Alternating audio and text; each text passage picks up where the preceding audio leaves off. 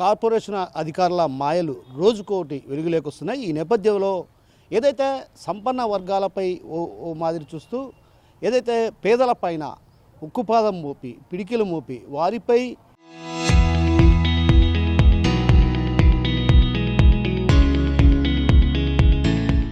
పన్నులు బలవంతంగా నిర్బంధంగా పన్నులు వసూలు చేస్తూ సంపన్న వర్గాలను వదిలేస్తున్నటువంటి ఆరోపణలు ఓవైపు వినిపిస్తుంటే మరోవైపు రోజుకో స్కామ్ వెలుగు చూస్తున్నటువంటి పరిస్థితి. ఈ నేపథ్యంలో మనతో పాటు సిపిఐ జిల్లా కార్యదర్శి చంద్ర ఉన్నారు. ఆయన అడిగి తెలుసుకునే ప్రయత్నం చేద్దాం. చెప్పండి, సంపన్న వర్గాలను వదిలేస్తున్నారు, సామాన్యులను మాత్రం పట్టి పీడిస్తున్నారు, ఎలా చూడాలి దీన్ని? ఈడ అంటే లోకల్ బాడీస్ ఏర్పాటు ఉద్దేశము ఒకటైతే పాలక ప్రభుత్వాల ఆలోచన విధానం ఇంకో విధంగా అమలవుతూ ఉంది. అందులో కడప జిల్లాలో కూడా నగరపాలక సంస్థకు మున్సిపాలిటీలలో ఉన్నటువంటి పాలక వర్గం సమయం అయిపోయింది, వాళ్ళ గడువు అయిపోయింది. ఇప్పుడు ప్రత్యేక అధికారులలో పాలన కొనసాగుతూ ఉంది. ప్రత్యేక అధికారుల పాలనలో కొనసాగేటువంటి సందర్భంలో పాలక పార్టీల యొక్క పెత్తనము ఎక్కువ ఉంటుంది, అది సహజమే. అనేటువంటిది ఏకంగా పబ్లిక్ ఇంట్రెస్ట్ పోయి వ్యక్తుల ఇంట్రెస్ట్గా మార్చడంలో ఇక్కడ కీలక పాత్ర పోషిస్తున్నారు. ఇప్పుడు ఇవాళ జిల్లాలో ఉన్నటువంటి చాలా చోట్ల మేము సమాచార హక్కు చట్టం ద్వారా పన్నులకు సంబంధించి 50,000 పైబడి వివరాలు ఇవ్వండి అంటే అందులో పేరు మోసిన పెద్ద మనుషులంతా ఇవాళ గోవిందరాజు టెక్స్టైల్స్ వాళ్ళు 80 లక్షల రూపాయలు బకాయిలు ఉంది. తర్వాత సాయిబాబా కాంప్లెక్స్ దాదాపు 2 కోట్ల నుంచి 3 కోట్లు బకాయిలు ఉన్నట్టు చెప్పారు. College, Madina college, Fatima college, రకరకాలైనటువంటి ఇన్స్టిట్యూషన్స్, పైగా గవర్నమెంట్ ఇన్స్టిట్యూషన్స్ కూడా ఇవాళ ఎన్జిఓ సంబంధించినటువంటి కావచ్చు, ఆర్ఎన్బికి సంబంధించినటువంటి, ఆర్టీసీకి సంబంధించినటువంటి, పోలీసులకు సంబంధించి, రెవెన్యూకు సంబంధించి ఇవన్నీ కూడా ప్రభుత్వం నుంచి రావాల్సినటువంటి బకాయిలు, పన్ను బకాయిలు. అదేవిధంగా ఈ రాబట్టడంలో వాళ్ళ మీద ఒత్తిడి చేయడంలే 1,000 రూపాయలు, 2,000 లేదంటే మహా అంటే ఒక 10,000 లోపు బకాయిలు ఉన్నటువంటి వాళ్ళ ఇళ్ళ కాడికి పోయి ఆక్సా బ్లేడ్ తీసుకొని పోయి మీ కుళాయి కనెక్షన్ కట్ చేస్తాము, మీ ఇంటికి తాళాలు వేస్తామని చెప్పి బెదిరిస్తున్నారు. ఇది ఇంత ఎందుకు చేస్తున్నారు అని అంటే మొన్నటి వరకు పాలకవర్గం ఉండింది. పాలకవర్గం ఉన్నప్పుడు ఒక ఆలోచన ఉంటుంది. ఇప్పుడు పాలకవర్గం లేదు కాబట్టి పాలక పార్టీ యొక్క ప్రయోజనాల కోసము ప్రయత్నం చేస్తున్నారు. ఈడ 2 రకాలు. ఒకటి పైనుంచి ప్రభుత్వం నుంచి, కేంద్ర రాష్ట్ర ప్రభుత్వాల నుంచి వివిధ స్కీముల ద్వారా గ్రాంట్ రూపంలో లోకల్ బాడీస్కు డబ్బులు తీసుకొని వచ్చి డెవలప్ చేయడం ఒక ఆస్పెక్టు. జనం నుంచి పీల్చి పిప్పి చేసి వసూలు చేసినటువంటి జనరల్ ఫండ్ మీద పెత్తనం చేయడం. కానీ కూటమి ప్రభుత్వం వచ్చి 2 సంవత్సరాలు అవుతా ఉన్నాయి, ఎక్కడే కానీ గ్రాంట్ రూపంలో ₹1 అంటే ₹1 కూడా తెచ్చినటువంటి దాఖలాలే లేవు. పైగా వీళ్ళు ఏం చేస్తున్నారంటే జనం నుంచి వసూలు చేసిన డబ్బులను వీళ్ళు ఇష్టారాజ్యంగా ఖర్చు పెట్టుకోవడానికి కావలసినటువంటి కార్యాచరణ రూపొందించుకుంటున్నారు. కడప నగరపాలక సంస్థలో ఒక ప్రత్యేకమైన పరిస్థితి ఏమంటే పాలక వర్గము 15th ఫైనాన్స్ నిధులను ఎక్కడెక్కడ ఖర్చు చేయాలి, ఏ పనులు పెట్టాలని చెప్పి తీర్మానాలు చేస్తే ఆ తీర్మానాలను నగరపాలక సంస్థ కమిషనరు, ప్రత్యేక అధికారులు వాటిని రద్దు చేసి పక్కన పెట్టి ఈ అధికార పార్టీ నేతల యొక్క లిస్టు తయారు చేసుకుంటున్నారు. జనరల్ ఫండ్ను ఇష్టారాజ్యంగా ఖర్చు పెట్టడానికి ప్రణాళికలు రూపొందించుకుంటారు, వాళ్ళ కార్యకర్తలకు ఇచ్చుకోవడానికి రూపొందించుకుంటారు. పైగా అట్లా ఖర్చు చేయడంలో తప్పేం లేదు ఒకవేళ చేయాలనుకుంటే. కానీ వీళ్ళు ఏం చేస్తున్నారంటే పాపులేషన్ డెన్సిటీ అంటాం, ఎక్కువ జనసాంద్రత కలిగినటువంటి ప్రాంతాలు, అందులో మురికి వాడలు, అణగారిన వర్గాలు, స్లమ్స్లో మధ్యతరగతి కుటుంబాలు ఉన్నటువంటి ప్రాంతాలలో ఖర్చు చేయాలి. అట్లా కాకుండా ఎక్కడో రియల్ ఎస్టేటు వ్యాపారం చేసే వాళ్ళ కోసమో, కొత్త వెంచర్లు వేసే వాళ్ళ కోసమో, లేకపోతే ఒక వీధిలో 3-4 ఇండ్లు ఉంటే ఆ ఏరియాలో నువ్వు ₹1,00,000 ఖర్చు చేయడం అంటే అది దుర్మార్గపూరితమైనటువంటి. ఇవాళ ఏం చేస్తున్నారంటే ఈ పన్నులు వసూలు చేసినారని చెప్పి కడప నగరపాలక సంస్థ అధికార యంత్రాంగము ఆడ డంపింగ్ యార్డ్లో దాదాపు 10-15 లక్షల రూపాయలు ఖర్చు చేసి డిన్నర్లు పెట్టుకున్నారని చెప్పి ఆరోపణలు వస్తున్నాయి. ఇష్టారాజ్యంగా ఎవరికంటే వాళ్లకు దేనికంటే దానికి ఖర్చు చేసేటటువంటి పరిస్థితి ఇవాళ కొనసాగుతోంది. నాయకుల యొక్క మెప్పు కోసం కడప నగరపాలక సంస్థ కమిషనర్ లాంటి వాళ్ళు అసలు తెలుగుదేశం పార్టీ సొక్కా వేసుకోలేదు, కానీ తెలుగుదేశం పార్టీ కార్యకర్తల కంటే అధ్వానంగా పనిచేసేటువంటి పరిస్థితి అనేక ఆరోపణలు వస్తున్నాయి. ఆరోపణలను నిజం చేసేటువంటి పద్ధతులు ఆయన వ్యవహార శైలి తీరు ఇవాళ ఉంది. మొన్నటి వరకు కమిషనర్గా ఉన్నటువంటి మనోజ్ రెడ్డి ఎట్లా పడితే అట్లా వ్యవహరించినాడు. పోనీ ఈయనైనా డిప్యూటీ కమిషనర్గా ఉన్నటువంటి ఈయనైనా ఉంటాడంటే ఈయన తెలుగుదేశం పార్టీ వాళ్ళ ఇళ్లలో పోయి పనిచేయడానికి కూడా సిద్ధపడుతున్నాడంటే ఎంత దారుణమైనటువంటిది. దీనికి అంతా ఏమంటే కడప నగరపాలక సంస్థ దాదాపు 3,75,000 జనాభా కలిగినటువంటి 10 కోట్లలో ఆదాయం కలిగినటువంటి బడ్జెట్ ప్రవేశపెట్టేటువంటి ప్రాంతం ఇది. దీనికి ఐఏఎస్ అధికారి కమిషనర్గా ఉంటే ఏ విధంగా డెవలప్ చేయొచ్చో ఆచరణలో మనం చూసాం. కాబట్టి అధికారి బలమైనటువంటి వాడు లేకపోతే అభివృద్ధి ఏ విధంగా ఉంటుందో ఇప్పుడు అసలు ఎక్కడే కానీ త్రాగునీటి సమస్య ఉంది, పారిశుద్ధ లోపం ఉంది, ఎక్కడే కానీ అభివృద్ధికి సంబంధించినటువంటి కనుచూపు మేరలో విలీనమైనటువంటి పంచాయతీలకు పాత మున్సిపాలిటీలకు అభివృద్ధి అగాధమైనటువంటిది పెరుగుతుంది తప్ప తగ్గేటటువంటి పరిస్థితి ఇవాళ కనుచూపు మేరలో కూడా కనపడట్లే. కాబట్టి ఈ వైఖరి మారాల్సినటువంటి అవసరం ఉంది. అట్లే ఇవాళ ఎట్టా పడితే అట్టా పన్నులకు సంబంధించినటువంటి దాంట్లో సంపన్న వర్గాల జోలికి పోకుండా సామాన్యులను పట్టి పీడించేటటువంటి ఒక ద్వంద్వ వైఖరి అధికారులలో పెరిగిపోతూ ఉంది. ఈ వైఖరి సరైంది కాదు. పైగా ఎక్కడైనా విఎల్టీ ఇప్పుడు పాత బస్ స్టాండ్ దగ్గర కట్టినటువంటి యాదాల పిచ్చయ్య ట్రస్టుకు సంబంధించిన స్థలంలో ఎలాంటి అనుమతి లేదయ్యా. దానికి విఎల్టీ ట్యాక్స్ 50 లక్షల డబ్బులు ఎగరగొట్టి ఆడ షాపింగ్ కాంప్లెక్స్ కడతారు. ఫైర్ సేఫ్టీ మెజర్మెంట్స్ లేవు, వాటి జోలికి పోరు. తర్వాత ఈడ రాజారెడ్డి వీధిలో ఉన్నటువంటి పోలీసు సంబంధించినటువంటి అంతకుముందు అబ్జెక్షన్ చేసినటువంటి నాయకులు ఈరోజు ఏం జరిగింది, ఈరోజు ఓపెన్ అయింది, యథేచ్ఛగా వాళ్ళు షాపులు నడుపుకుంటున్నారు. అంటే లోపాయికారి ఒప్పందాలు అనేటువంటి బహిరంగ రహస్యంగా మారిపోయిన నేపథ్యంలో ఇవాళ విలువైనటువంటి స్థలాలను అడ్డగోలుగా ఏమంటే ఈ కళాక్షేత్రము, వైఎస్ఆర్ ఆడిటోరియం, అంబేద్కర్ భవన్ ఇట్లాంటివి కూడా పీపీపీ మోడల్లో కొట్టేయాలనేటువంటి ఆలోచనకు ప్రజలు పెద్ద ఎత్తున తిరుగుబాటు చేసేటప్పుడు దాన్ని వెనక్కి తగ్గినారు. కానీ ఈ జడ్పీ స్థలాలు లేకపోతే కళాక్షేత్రం కాడ ఉన్నటువంటి స్థలాలను కూడా కొట్టేయడానికి కావలసినటువంటి కార్యాచరణ రూపొందించుకుంటూ ఉంటే ఎలాంటి అనుమతులు లేకుండా నిర్మాణాలు చేపడుతూ ఉంటే నగరపాలక సంస్థ ఏం నిద్రపోతుంది, ఏం చేస్తూ ఉంది. అనుమతులు లేని లేఅవుట్లు ఇబ్బడి ముబ్బడిగా వెలుస్తూ ఉంటే అక్కడెక్కడో రామాంజనేయపురంలో ఆయన వైసీపీ కార్పొరేటర్గా ఉన్నప్పుడు మాత్రం ఆడేదో కాలువ ఆక్రమించారని చెప్పి దాడులు చేశారు. కానీ తెలుగుదేశం పార్టీలో చేరితే అది మాత్రం ఇప్పుడు ఆయనకు ఇంకా అదనపు పనులు కల్పించేటటువంటి పరిస్థితి కొనసాగుతున్నటువంటి నేపథ్యాన్ని మనం గ్రహిస్తున్నాం. అంటే ఇక్కడ పబ్లిక్ ఇంట్రెస్ట్ అనేటువంటిది పూర్తిగా పక్కకు నెట్టబడి పర్సనల్ వ్యక్తుల యొక్క ప్రయోజనాల కోసం, అధికార పార్టీ నేతల ప్రయోజనాల కోసం, అధికార పార్టీ నేతల ఆదాయ వనరుగా మార్చుకోవడానికి నగరపాలక సంస్థ మున్సిపాలిటీలను మార్చుకుంటూ ఉన్నారు. అడ్డగోలు అక్రమ నియామకాలు చేపడుతూ ఉన్నారు.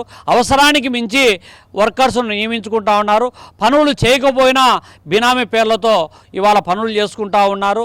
పనులు మెన్ పవర్ ఇంతమంది ఉండాలని లెక్కల్లో చెప్తున్నారు తప్ప ఆచరణలో లేనటువంటి పరిస్థితి మొత్తంగా చూసినప్పుడు కడప నగరపాలక సంస్థతో సహా మొత్తం మున్సిపాలిటీలలో అవినీతి అక్రమాలకు అడ్డాలుగా మారిపోతూ ఉన్నాయి. సమూలమైనటువంటి ప్రక్షాళన దశగా ఏ పార్టీ అధికారంలోకి వచ్చినా ఆ వైపు ప్రయాణం చేయడం లేదు. కాబట్టి ఇవి ప్రక్షాళన జరగకుండా ప్రజల సొమ్మును ఇష్టారాజ్యంగా ఎట్టబడితే అట్లా దుర్వినియోగం చేయడానికి వీలు లేదు. అసలు ఉద్దేశం పక్కన పడుతుంది. లోకల్ బాడీస్ అంటే, స్థానిక సంస్థలు అంటే లోకల్ గవర్నెన్సీ అంటాం మామూలుగా. ఎక్కడ ప్రజలకు వితిన్ షార్ట్ పీరియడ్లో సౌకర్యాలు కల్పించడం కావచ్చు, లేకపోతే డెవలప్మెంట్ కావచ్చు, సెల్ఫ్ సస్టైన్ అనేటువంటి విధానానికి భిన్నంగా ఇవాళ ప్రభుత్వ విధానాలు రూపకల్పన చేస్తున్నటువంటి నేపథ్యంలో వీటిని అల్టిమేట్గా ప్రజా ఉద్యమాల ద్వారానే ఇటువంటి వాటికి కట్టడి చేయాల్సినటువంటి అవసరం ఉందని చెప్పి ఈ సందర్భంగా తెలియజేస్తా ఉన్నా. ప్రధానంగా ఏదైతే మెర్జిడి పంచాయతీలు అంటే మెర్జిడి గ్రామాలు ఏవైతే ఉన్నాయో వాటిలలో ఇప్పటికి కూడా మౌలిక సదుపాయాలు లేని పరిస్థితి. మరొక అంశం ఇక్కడ ప్రధానంగా ప్రతిసారి కూడా కార్పొరేషన్ వివాదాలకు, అవినీతి అక్రమాలకు అడ్డాగా మారిందనడానికి నిదర్శనం ఒక చిన్న మాట చెప్పదలుచుకున్నాను. ఇక్కడ ఏదైతే టౌన్ ప్లానింగ్లో ఉన్నటువంటి సిబ్బంది సమాచార హక్కు చట్టం కింద ఏదైనా ఒక సమాచార హక్కు చట్టం కింద అంటే దాదాపు ఒకే సెక్షన్లో 60 సమాచార హక్కులు చట్టం కింద ఇన్ఫర్మేషన్ ఇచ్చి దోపిడీకి తెరలేపుతున్నారు. ఎలా చూడాలి దీన్ని? మొదటి నుంచి ఎక్కడో కడప మండలంలో పాలంపల్లి, తర్వాత పుట్లంపల్లి, ఈ చింతకొమ్మదిన మండలంలో మామిళ్ళపల్లి ఈ పంచాయతీలు ఉండేటివి. అంటే చెన్నూరు మండలంలో చిన్నమాసుపల్లి పంచాయతీలు ఇవన్నీ ఉండేటువంటి పంచాయతీలుగా ఉన్నప్పుడు కనీసం జాతీయ గ్రామీణ ఉపాధి హామీ పనుల ద్వారా రోడ్లు వేసుకునేవాళ్ళు. ఎప్పుడైతే కార్పొరేషన్లకి మెర్జ్ అయిందో అవి జాతీయ గ్రామీణ ఉపాధి హామీ కార్డులన్నీ కూడా డీయాక్టివేట్ అయిపోయినాయి, ఆటోమేటిక్గా రద్దు అయిపోయినాయి. కాబట్టి ఆ పనులు కూడా లేవు ఇవాళ. అంతో ఇంతో పంచాయతీలుగా ఉన్నప్పుడే కొంత డబ్బులు వచ్చేటువంటి, ఆ డబ్బులు ఖర్చు పెట్టేటువంటి వాళ్ళు పంచాయతీలో. కానీ నగరపాలక సంస్థ అయిన తర్వాత ఎటువంటి సదుపాయాలు, ఇప్పుడు పాత కడప మూడమీదపల్లెకు పోతే రోడ్లమ్మడి నీళ్లు పోతూ ఉంటాయి, ఎక్కడే కానీ శానిటేషన్ ఉండదు. పాలంపల్లె అంతే. ఏ పంచాయతీ మెర్జ్డ్ పంచాయతీలలో ఎక్కడే కానీ మౌలిక సదుపాయాలు, డ్రైనేజ్ వ్యవస్థ కానీ, శానిటేషన్ వ్యవస్థ కానీ, ప్రజల ఆరోగ్యం పరిరక్షించే దశలో నగరపాలక సంస్థ ఆలోచన చేయడంలే. ఇవాళ వాళ్ళకి ఏమైనా ఉందంటే ఈ మిగతా ప్రాంతాలతో సమానంగా పన్నులు ముక్కుపిండి వసూలు చేసేటువంటి వ్యవస్థ ఉంటుంది తప్ప అదనంగా వాళ్ళకు ఒరిగింది ఏమీ లేదు. పైగా ఇవాళ వచ్చేటటువంటి డబ్బులనంతా కూడా కొంతమంది వ్యక్తుల ప్రయోజనాల కోసం ఆ వచ్చేటటువంటి పన్నులంతా కూడా ఇది చేస్తున్నారు. పైగా ఈ కడప నగరపాలక సంస్థలో చేతివాటం అంటాం. వీళ్ళు ఘనాపాటులు ఎట్లా ఎక్కడికి పోయినా కూడా అల్టిమేట్గా ఈ ఒకే వర్గానికి సంబంధించినటువంటి పేరు మోసినటువంటి గజ దొంగలు అనొచ్చు వాళ్ళను.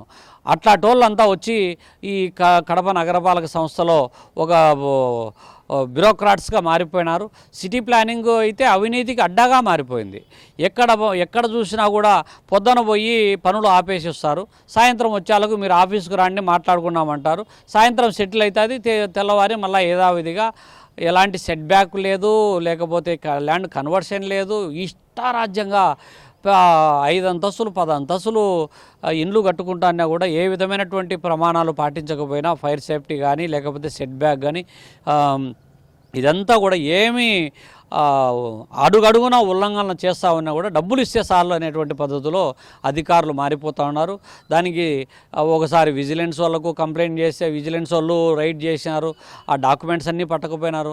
కానీ అధికారులను మాత్రం జనరల్గా ఏమంటారు, 2018 నోటిఫికేషన్లో అవినీతికి అక్రమాలకు పాల్పడి వీళ్ళు ఉద్యోగాలు పొందినారని చెప్పి అందులో కడప నగరపాలక సంస్థ కమిషనర్గా ఉన్నటువంటి మనోజ్ రెడ్డిని ఇట్లాంటి వాళ్ళందరినీ కూడా వాళ్ళు ఉన్నటువంటి స్థానం నుంచి తగ్గించి విచారణ చేయాలంటారు మామూలుగా కోర్టు.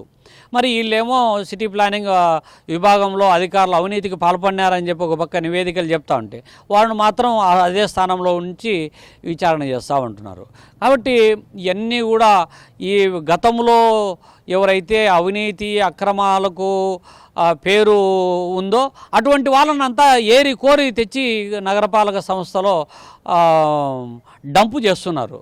కాబట్టి ఇది సమూలమైనటువంటి ప్రక్షాళన జరగాల్సినటువంటి అవసరం ఉంది. అట్ట కాకపోతే ఏదో ఒక రోజు రివోల్ట్ వస్తుంది, ప్రజా ఉద్యమము, ప్రజలు తిరుగుబాటు చేస్తారు. పదే ఇప్పుడు పన్నులు కట్టి నీళ్లు రాకుంటే, పన్నులు కట్టి కాలువలు తీయకపోతే, పన్నులు కట్టి కరెంటు లైట్లు వెళ్ళకపోతే, పన్నులు కట్టినా రోడ్లు వేయకపోతే ప్రజలు తిరుగుబాటు ఖచ్చితంగా చేస్తారు. చాలా చోట్ల చేస్తున్నారు. ఇప్పుడు కడప నగరంలోనే మనం చూస్తున్నాము, కేసీ కెనాల్ మొత్తం సైఫన్లన్నీ క్లోజ్ అయిపోయి మొత్తం ఈ ప్లాస్టిక్ వ్యర్థాలతో నిండిపోయి దోమలు విపరీతంగా, ఈ ఉక్కాయపల్లి ఛానల్ అయితే మొన్న నేను పరిశీలన చేసి మొత్తం బ్లాక్ అయిపోయింది. కానీ అక్కడ కాలువ తీయడానికి డబ్బులు ఖర్చు పెట్టరు. కానీ ఈ బుగ్గవంకలో ఏముంది, ఆ బుగ్గవంకలో ఏమంటారు ఈకలు పీకుతూ ఉన్నారు. ఆ ఈకలు పెట్టి పీకి డబ్బులు కోట్ల రూపాయలు కొల్లగొట్టాలనేటువంటి ఆలోచన తప్ప ఇంకొకటి ఏం లేదు. అంటే ఇప్పుడేమో ఏది స్వచ్ఛ కడప, స్వచ్ఛ నగరపాలక సంస్థ అని చెప్పి పిలుపునిచ్చి మెయిన్ రోడ్లలో తిరుగుతున్నారు తప్ప ఉత్తా ప్రచార ఆర్భాటాలు తప్ప ఎక్కడే కానీ క్షేత్రస్థాయిలో సమస్యలు పరిష్కారానికి నోచుకోవడం లేదు. వీళ్ళు ఇట్లా ఈ విధమైనటువంటి ఆలోచన ప్రకారం ఈ విధమైన పనులు చేస్తే కనీసం గన్లు పడినటువంటి పైప్ లైన్లు ఎక్కడ పడితే అక్కడ లీకేజీలు ఉన్నాయి. నీళ్లు వదిలినప్పుడు ఆ నీళ్ళన్నీ డ్రైనేజీలో కలుస్తున్నాయి. నీళ్లు లేనప్పుడు ఆ డ్రైనేజీ నీళ్లు త్రాగునీటి పైపు లైన్లలో కలుస్తున్నాయి. ఎవరైనా మోటార్లు వేస్తే ఆ డ్రైనేజీ నీళ్ళన్నీ కలిసి పంపులలోకి పోతున్నాయి. అది ఒక భాగం అయితే, అసలు ఈ బొగ్గవంక లేకపోతే ఇక్కడ కడప నగరంలో ఉన్నటువంటి ఈ డ్రైనేజీ నీరంతా ఎక్కడికి పోతుంది? అవి ఎక్కడికి వస్తున్నాయంటే గండి వాటర్ వర్క్స్ కాడికి పోతాయి. గండి వాటర్ వర్క్స్ ఖచ్చితంగా గండి వాటర్ వర్క్స్ దగ్గర ఉన్నటువంటి పంపులు ఈ డ్రైనేజీ నీళ్లను ఎక్కడైతే పెన్నా నదిలో కలుస్తున్నాయో అక్కడి నుంచి మళ్ళీ లిఫ్ట్ చేసి కడప నగర ప్రజలకు అందిస్తున్నారు. ఒక విధానమే లేదు, త్రాగునీటి శాశ్వతమైనటువంటి ఆలోచనే లేదు. కాబట్టి డబ్బులు వచ్చినట్లు ఏదో ఒక రూపంలో కొల్లగొట్టాలనే ఆలోచన తప్ప ఆచరణలో శాశ్వతమైనటువంటి పరిష్కారం కానీ, నగర ప్రజలకు అదనపు సౌకర్యాలు కానీ, అభివృద్ధి కానీ, ఉపాధి ఉద్యోగ అవకాశాలు కానీ ఇవన్నీ ఏమీ కల్పించకుండా జనరల్ ఫండ్ పైన ఈ అధికార పార్టీ నేతలు అధికారులు కలిసి వాళ్ళ జోబులు నింపుకోవడానికి ప్రయత్నం చేయడంలో ఉన్నంత శ్రద్ధ ప్రజల అవసరాలు తీర్చేటువంటి పరిస్థితి లేదు. పైగా కోట్ల రూపాయలు ఎగ్గొట్టేటటువంటి కట్టకుండా ఉన్నటువంటి వాళ్ళ జోలికి కూడా పోనటువంటి పరిస్థితి. దానికి ఏమంటే నాయకులంతా అండదండలు ఇంకొకటి ఉండడం వల్ల వాళ్ళ జోలికి పోకుండా సామాన్యుల పైన పీడించడం అనేటువంటి చాలా చట్టవిరుద్ధమైనటువంటిది. వీళ్ళపైన భవిష్యత్తులో న్యాయ పోరాటానికి కూడా సిద్ధపడాల్సినటువంటి అవసరం ఉందని చెప్పి ఈ సందర్భంగా తెలియజేస్తా ఉన్నా. సో మొత్తం మీద ఏదైతే సంపన్న వర్గాలను వదిలేసి సామాన్యులను పీల్చి పిప్పి చేస్తున్నారు, ఏదైతే పన్నుల వసూళ్ల విషయంలో మాత్రం భారీ స్థాయిలో ఒక రకంగా బెదిరింపులకు పాల్పడి పన్నులు వసూలు చేసిన పరిస్థితి. మరోవైపు కార్పొరేషన్కి వచ్చే నిధులను ఏదైతే అధికార పార్టీ నేతలకు దోచిపెట్టడమే పనిగా పెట్టుకున్నారు. అదేవిధంగా ఏదైతే ప్రజల నుంచి వచ్చేటువంటి సొమ్మును, ప్రజల నుంచి పన్నుల రూపంలో వచ్చేటువంటి సొమ్మును జల్సాలకు, విందులకు, వినోదాలకు ఉపయోగించుకుంటున్నారు. ఈ సాంప్రదాయం పోవాలి, ప్రజా ప్రయోజనాల కోసం పాటుపడాలన్నటువంటి విషయాన్ని మనతో పాటు ఉన్నటువంటి సిపిఐ జిల్లా కార్యదర్శి చంద్ర చెప్తున్నారు. కెమెరా పర్సన్ రాముతో కిషోర్, RTV, కడప నుంచి.